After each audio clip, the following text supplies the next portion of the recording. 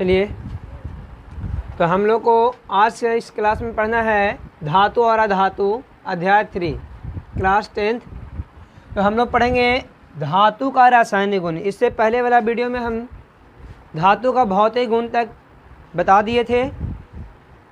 आज हम लोग इस वीडियो में पढ़ेंगे धातु का रासायनिक गुण। धातु का रासायनिक गुण क्या है, देखिए ध्यान से। पहला है, सभी धातुएं ऑक्सीजन के साथ अभिक्रिया करके ऑक्साइड बनाते हैं।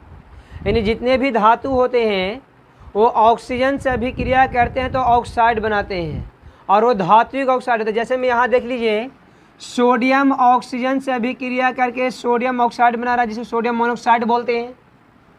मैग्नीशियम ऑक्सीजन से अभिक्रिया करके मैग्नीशियम ऑक्साइड बना रहा है। तो कहीं ना कहीं धातु का ऑक्साइड बना रहा है कि नहीं बना रहा है? ऑक्साइड बना रहा है। और ये नोट में है कि धातु का ऑक्साइड भौष्मिक होते हैं। क्या होते हैं? भौष्मिक होते हैं, जो जल में घुलकर क्षार बनाते हैं। जो जल में घुलकर क्या बनाते हैं बाबू? क्षार बनाते हैं। जैसे कि यहाँ आप देख रहे हैं, सोडियम मोनोक्साइड को जब जल से अभिक्रिया कराया गया, जल में डाला गया, तो देख रहे हैं कि यहाँ पर क्या बन गया? सोडियम हाइड्रोक्साइड बना। क्या बना? तो सोडियम हाइड्रोक्साइड एक प्रकार क्षार न है। उसी तरह से पोटेशियम को जल में मिलाया तो पोटेशियम हाइड्रोक्साइड बन गया। कैल्शियम ऑक्साइड को जब हम जल मिलाए तो कैल्शियम हाइड्रोक्साइड बन गया। बन रहा है ना? तो यहाँ पर हम बोल सकते हैं धातु का ऑक्साइड जल से अभिक्रिया करके क्षार बनाते हैं। क्या बनाते हैं? या जल में घुल करके क्या बनाते हैं? क्षार बनाते हैं। समझ में आ गया? कोई दिक्कत? अब दूसरा देखते हैं। देखिए दूसरा है, कुछ धातुओं के ऑक्साइड में अम्लीय और भौष्मिक दोनों प्रकार के गुण पाए जाते हैं, और जिसमें दोनों प्रकार का गुण पाया जाता है उसे हम लोग द्विधर्मी ऑक्साइड बोलते हैं। क्या बोलते हैं? द्विधर्मी ऑक्साइड। जिस ऑक्साइड में अम्ल और क्षार दोनों का गुण पाया जाता है उसको हम लोग द्विधर्मी बोलते हैं। क्या बोलते हैं? तो द्विधर्मी ऑक्साइड बोलेंगे उससे। क्लियर है? अब हम लोग देखेंगे दूसरा, जल के साथ अभिक्रिया। दूसरा, जल के साथ अभिक्रिया। कुछ धातु जो होते हैं जल के साथ अभिक्रिया करके हाइड्रोजन गैस मुक्त करती है। देखिए कुछ धातु जो होते हैं गर्म जल के साथ अभिक्रिया करते हैं, तो कुछ धातु ठंडे जल के साथ अभिक्रिया करते हैं। लेकिन हर एक स्थिति में आपको हाइड्रोजन गैस ही मुक्त करेंगे, चाहे वो ठंडे जल के साथ अभिक्रिया करे या गर्म जल के साथ अभिक्रिया करें। दोनों स्थिति में क्या हाइड्रोजन गैस ही मुक्त होती है ना? दूसरी बात है कि ये जो होता है भिन्न भिन्न वेग से ये अभिक्रिया करती है। अलग अलग जो धातु होते हैं अलग अलग वेग से जल के साथ अभिक्रिया करते हैं, एक जैसा अभिक्रिया नहीं करते हैं। तो यहाँ पर आप देख रहे हैं कि जैसे कि सोडियम है और जल है, तो सोडियम को जो जब हम जल से मिलाते हैं, जल से अभिक्रिया कराते हैं, तो सोडियम हाइड्रोक्साइड और H2O का निर्माण करता है। तो H2O यहाँ से मुक्त हो रहा है। एरो देने का मतलब आप लोग अच्छे से जानते हैं, एरो का मतलब होता है मुक्त होना, वायुमंडल में मिल जाना, है ना? दूसरा, जब पोटेशियम को जल के साथ अभिक्रिया कराया गया तो पोटेशियम हाइड्रोक्साइड बना और क्या मुक्त हुआ? तो हाइड्रोजन गैस मुक्त हुआ। फिर यहाँ देख रहा है कैल्शियम को जब हम जल से अभिक्रिया कराएं तो कैल्शियम हाइड्रोक्साइड बना और हाइड्रोजन गैस मुक्त हुआ। तो हम यहाँ तीनों केस में देख रहे हैं कि जल से अभिक्रिया करने पर क्या मुक्त हो रहा है? हाइड्रोजन गैस मुक्त हो रहा है। तो हम बोल सकते हैं कि धातुएं जल के साथ अभिक्रिया करके हाइड्रोजन गैस मुक्त करती हैं। क्लियर है? अब देखिए यहाँ पे है नोट में, कुछ धातु की जल के प्रति क्रियाशीलता निम्नलिखित है। जैसे में देखिए सबसे अधिक क्रियाशील सोडियम है, फिर मैग्नीशियम है, फिर जिंक है, फिर कौन फेरिक है, उसके बाद कॉपर है ना? जैसे कि आप लोग को हम पिछले वाला वीडियो में बताए थे कि सोडियम को जब जल में मिला दिया जाता है तो आग पकड़ लेता है, और इसी का फ़ायदा उठाता है हमारे मैजिशियन लोग, जादूगर लोग इसी का फ़ायदा उठाते हैं। जल में मिला करके आग लगा देते हैं और बोलते हैं कि हम पानी में आग लगा दिए, और हम लोग से ताली बजवाते हैं कि नहीं? तो इसी का फ़ायदा उठाते हैं। ये काम आप भी कर सकते हैं। ठीक है? आपको ये भी बताया था कि सोडियम को किरोसिन तेल में क्यों डुबा के रखा जाता है? क्योंकि ये किरोसिन तेल से रिएक्शन नहीं करता है ना?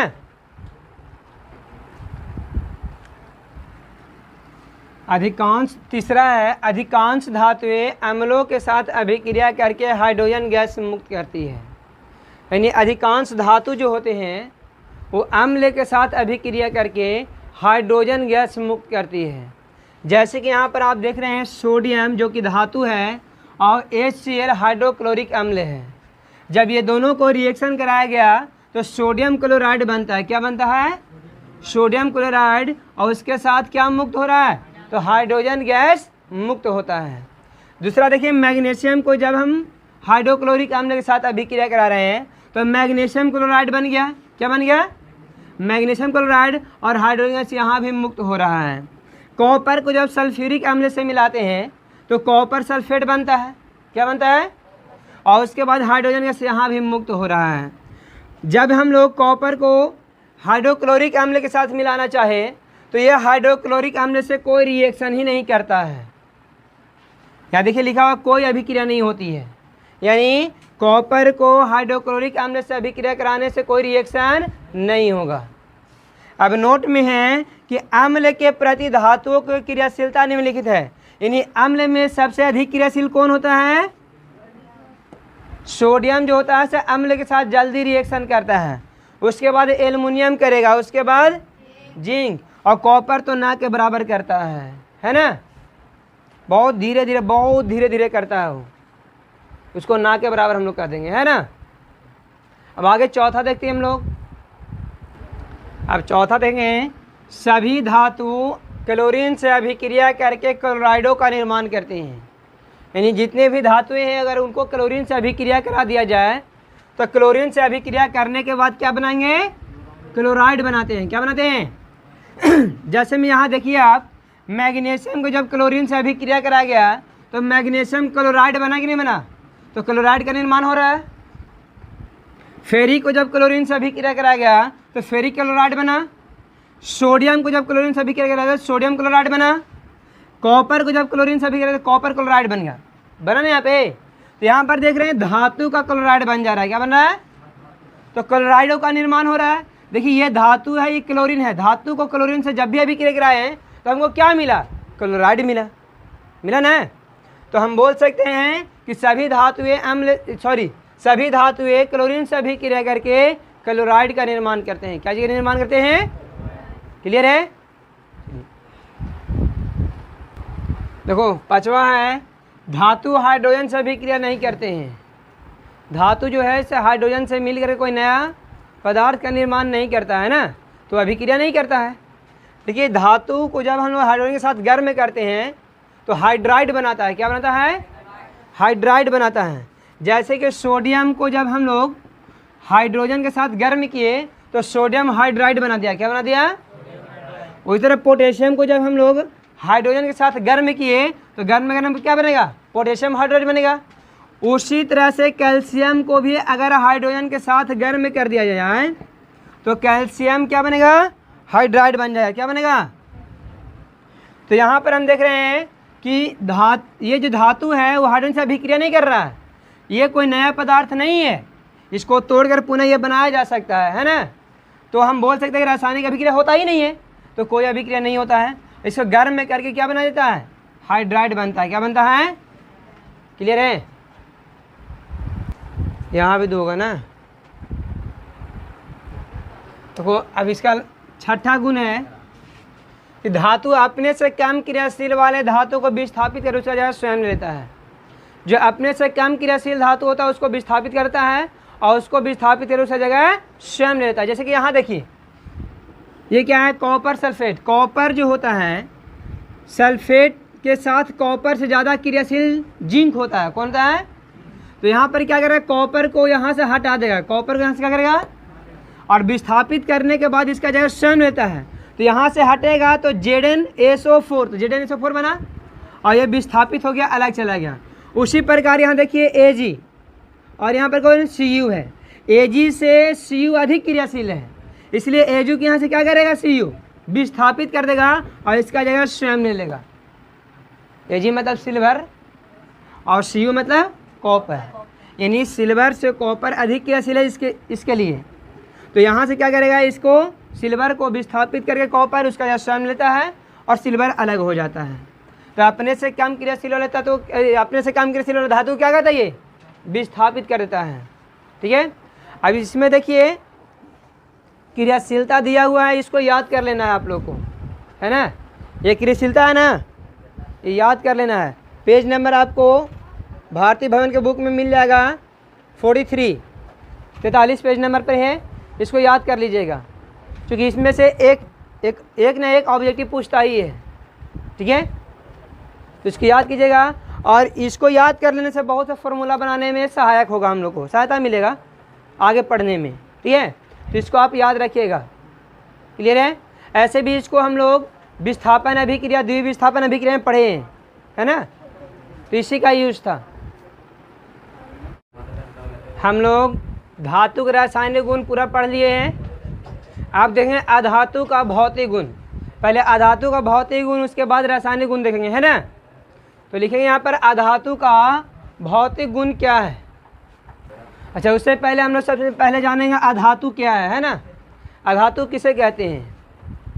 तो आप यहाँ पर इसके गुण के आधार पर भी परिभाषित कर सकते हैं कि वह पदार्थ जो ऊष्मा एवं विद्युत का कुचालक होता है उसको अधातु कहते हैं। या हम बोल सकते हैं वैसा पदार्थ जो इलेक्ट्रॉन ग्रहण करने की प्रवृत्ति रखता है उसे हम लोग अधातु कहते हैं, है ना। तो यह अधातु का डिफिनेशन हुआ। अब है कि अधातु का भौतिक गुण क्या है, उसको हम लोग देखते हैं। तो हम लोग यहाँ चर्चा करेंगे अधातु के भौतिक गुण पर। अधातु का भौतिक गुण क्या है, तो सबसे पहला दिया हुआ है भौतिक अवस्था। अधातु जो होते हैं साधारण रूप से ठोस और गैसीय अवस्था में होते हैं, ठोस और गैसीय अवस्था में होते हैं। लेकिन यहाँ पर अपवाद में ब्रोमीन है जो द्रव्य अवस्था में पाया जाता है। अपवाद में कौन है, ब्रोमीन जो द्रव्य अवस्था में पाया जाता है। उसके बाद दूसरा भंगुरता। अधातु जो होते हैं भंगुर होते हैं, यानी उनके हथौड़ी से मारने पर वो चूर चूर हो जाते हैं। जैसे ईटा है ना, कोयला है, इसको हम मार दें तो क्या होता है, चूर चूर हो जाता है ना। तो ये भंगुर होते हैं, कठोर नहीं तो होते हैं, है ना। इसमें आघात वर्धनीयता नहीं पाया जाता है। इसको पीटने के बाद चादर नहीं बन सकता है, चादर जैसा फैल नहीं सकता है। ये हथौड़े से मारने के बाद चूर चूर हो जाता है, इसलिए इसको बोलते हैं भंगुर होते हैं। अधातु क्या होते हैं, भंगुर होते हैं। तीसरा पॉइंट है चमक। अधातुओं में धातुओं की जैसी विशेष प्रकार की चमक नहीं पाई जाती है। अधातुओं में धातु की जैसी विशेष प्रकार की कोई चमक नहीं पाई जाती है। अपवाद में सिर्फ ग्रेफाइट और आयोडीन है। ग्रेफाइट आयोडीन जो ऐसा धातु है जो धातुओं की जैसी चमक रखती है ना। तो इसको अपवाद में रखा जाता है। अपवाद का मतलब हम लोग समझाए हैं, है ना। आप लोगों को अच्छे से समझा देगा अपवाद का मतलब क्या होता है। चौथा पॉइंट है विद्युत ऊष्मा एवं विद्युत चालकता। तो अधातु जो होते हैं ऊष्मा एवं विद्युत के कुचालक होते हैं, यानी इसमें ऊष्मा एवं विद्युत के प्रवाह नहीं किया जा सकता है, ये कुचालक होते हैं, है ना।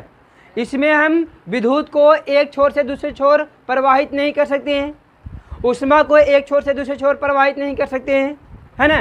तो इसीलिए बोला जाता है कि अधातु ऊष्मा एवं विद्युत का कुचालक होते हैं। अपवाद में यहाँ ग्रेफाइट है, कौन है, ग्रेफाइट अधातु होते हुए भी इसमें विद्युत का चालन होता है। विद्युत एक छोर से दूसरे छोर प्रवाहित होता है, इसलिए इसको अपवाद में रखा गया है। किसमें रखा गया है, अपवाद में। क्लियर है। उसके बाद है द्रव्यनांक और क्वथनांक। द्रव्यनांक और तो अधातु का द्रव्यनांक और क्वथनांक धातुओं की अपेक्षा कम होता है। अधातु का द्रव्यनांक और क्वथनांक दोनों ही धातुओं की अपेक्षा कम होता है, लेकिन यहाँ पर एक ग्रेफाइट अपवाद में है जिसका द्रव्यनांक और क्वथनांक उच्च होता है। क्लियर है। उसके बाद है कठोरता। अधातु कठोर नहीं होते हैं, मुलायम होते हैं, या भंगुर कह लीजिए, है ना। लेकिन यहाँ पर अपवाद में हीरा है जो अत्यंत कठोर होता है। क्या होता है, अत्यंत कठोर होता है। और यह अत्यंत कठोर क्यों होता है इसके बारे में हम लोग आगे चर्चा करेंगे, है ना। कार्बन एवं कार्बन के जो अप्रूव जो लेसन है उसमें हम लोग इसके बारे में चर्चा करेंगे कि ये अत्यंत कठोर क्यों होता है। ठीक है। आगे हम लोग घनत्व देखते हैं। घनत्व भी इसका क्या होता है, धातु का अपेक्षा निम्न होता है। अधातु का घनत्व धातु का अपेक्षा क्या होता है, निम्न होता है। उसके बाद है ध्वनि। धातुओं की जैसा अधातु ध्वनि उत्पन्न नहीं करता है। अधातुओं में कोई धातु जैसे विशेष प्रकार की ध्वनि उत्पन्न नहीं होती है, बल्कि इसको हथौड़े से पीटने पर चूर चूर हो जाते हैं, है ना। उसके बाद है विद्युत ऋणात्मकता। अधातु इलेक्ट्रॉन ग्रहण करके ऋण आयन प्रदान करते हैं, ऋण आवेशित हो जाते हैं। जैसे कि यहाँ पर देखिए क्लोरीन है, तो क्लोरीन एक इलेक्ट्रॉन ग्रहण करता है तब जाके इस पर एक माइनस चार्ज आता है, तो क्लोरीन क्या हो गया, अधातु हुआ ना, क्योंकि इलेक्ट्रॉन ग्रहण करता है और इलेक्ट्रॉन ग्रहण करके क्या मिला इसको, ऋण आयन मिला। क्या मिला, तो अधातु विद्युत ऋणात्मकता होते हैं। ये इलेक्ट्रॉन ग्रहण करते हैं और विद्युत ऋणात्मकता यानी इस पर माइनस चार्ज आ जाता है। क्लियर है, बस इतना ही पॉइंट था इसका। अब हम लोग इसको देखेंगे रासायनिक गुण। अधातु का रासायनिक गुण में पहला है कि अधातुएं ऑक्सीजन के साथ संयोग करके अम्लीय ऑक्साइड बनाते हैं। जब अधातु ऑक्सीजन के साथ संयोग करता है तो वहाँ जो ऑक्साइड का निर्माण होता है वो ऑक्साइड अम्लीय होता है। क्या होता है, और धातु में पढ़े थे क्षारीय न पढ़े थे, यहाँ अम्लीय होगा। और जब ये ऑक्साइड को हम जल के साथ रिएक्शन करा देते हैं तो वही अम्ल बन जाता है। क्या बन जाता है, तो देखिए यहाँ पे है कार्बन। कार्बन क्या है, अधातु है। क्या है, और जब इसको हम ऑक्सीजन के साथ संयोग करा दिए तो कार्बन डाइऑक्साइड बना कि नहीं बना।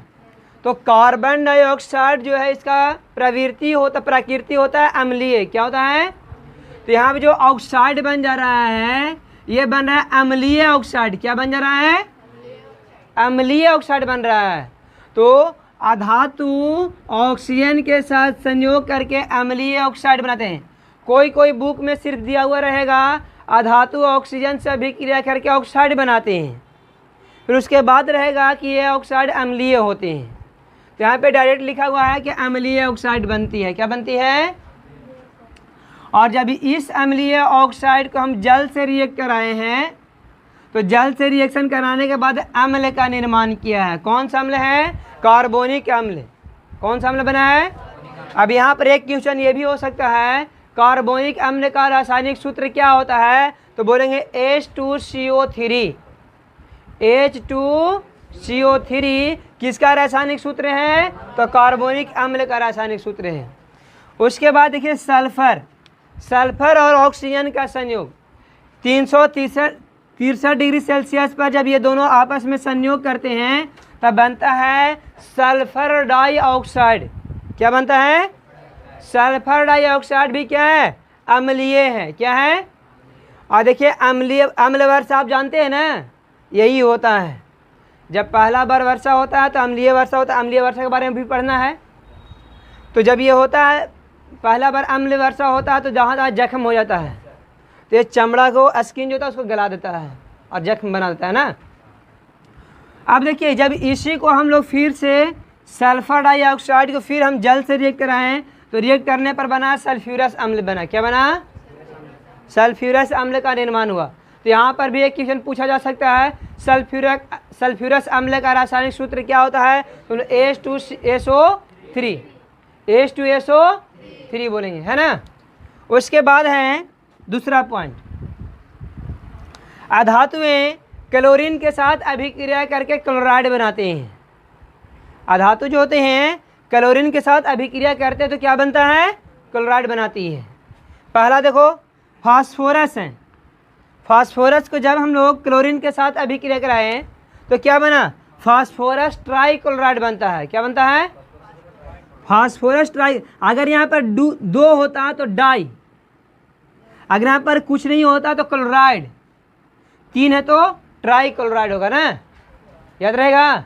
अगर यहाँ पर 1 होता कुछ नहीं होता, 1 माना जाता है, तो 1 रहता तो सिर्फ क्लोराइड पढ़ते, इसको क्या पढ़ते हैं। अगर यहाँ पर 2 होता तो डाई क्लोराइड पढ़ते इसको, अब 3 है तो ट्राई क्लोराइड पढ़ेंगे। अब देखिए यहाँ पे है H2 यानी हाइड्रोजन को क्लोरीन के साथ अभिक्रिया करा गया है, तो क्या बना? हाइड्रोजन क्लोराइड बना। क्या बना? हाइड्रोजन। ये भी अम्ल ही है, ये भी क्या है? अम्ल है। तो हम बोल सकते हैं अम्ल का निर्माण करता है। कोई दिक्कत? अब तीसरा पॉइंट देखते हैं। तीसरा पॉइंट है अधातु जल से अभिक्रिया नहीं करते हैं। अधातु को जब जल में डाला जाता है तो जल से कोई रिएक्ट ही नहीं करता है। जैसे लकड़ी को डाल दीजिए, कुछ होने वाला है, उसको फूल जाएगा, और है कि नहीं? उस पर चीती धर लेता है, वो जंग आ जाता है, क्या कोई रिएक्शन नहीं करता है कि नहीं? तो अधातु जल के साथ कोई रिएक्शन नहीं करता है। चौथा है अधातु अम्ल के साथ प्रायः अभिक्रिया नहीं करते हैं, लेकिन कुछ अधातु ऑक्सीकारक अम्लों के साथ अभिक्रिया करके ऑक्सी अम्ल बनाते हैं। जैसे कि यहाँ पर हम लोग बात करते हैं सल्फर। सल्फर क्या है? ऑक्सीकारक है, और इसको जब हम लोग अम्ल के साथ अभिक्रिया कराए हैं तो अम्ल के साथ अभिक्रिया कराने के बाद क्या बना है? ऑक्सी अम्ल बनाया है। क्या बना है? जैसे H2SO4 NO2, ये जल तो अम्ल नहीं है, तो यहाँ पर ये जो दोनों बन रहा है ये क्या है? ऑक्सी अम्ल है। क्या है? ऑक्सी अम्ल है। क्लियर है? उसके बाद यहाँ देखते हैं अधातु हाइड्रोजन के साथ संयोग करके हाइड्राइड का निर्माण करते हैं। जैसे मैं यहाँ पर देखिए, क्या ये हाइड्रोजन किसके साथ रिएक्शन कर रहा है? तो क्या बनेगा? Hydrogen sulphide. क्या बनेगा? नाइट्रोजन के साथ अभिक्रिया तो अमोनिया गैस बनाता है। क्या बनाता है? हाइड्रोजन नाइट्रोजन के साथ अभिक्रिया तो क्या बनेगा? अमोनिया गैस बनेगा। उसके बाद है लास्ट पॉइंट, छठा पॉइंट, अधातु ऑक्सीकारक जैसा व्यवहार करते हैं। ऑक्सीजन के साथ संयोग करना होता है ना, उस जैसा धातु क्या कहते हैं? ऑक्सीजन के साथ संयोग कर लेते हैं। तो ऑक्सीकारक जिस तरह व्यवहार करते हैं उस तरह ये भी अधातु भी व्यवहार करते हैं। ऑक्सीकारक क्या होता है? हम लोग ऑक्सीकारक अभिक्रिया बताए थे ना, उसमें हम बता देते हैं ऑक्सीकरण अभिक्रिया, तो उसमें हम बताए हैं, देख लीजिएगा अच्छा से। तो आज की क्लास यही समाप्त होता है। अब अगले वीडियो में हम लोग पढ़ेंगे धातु और अधातु का, धातु और धातु में अंतर भौतिक गुण पर और रासायनिक गुण के आधार पर। चलिए ठीक है।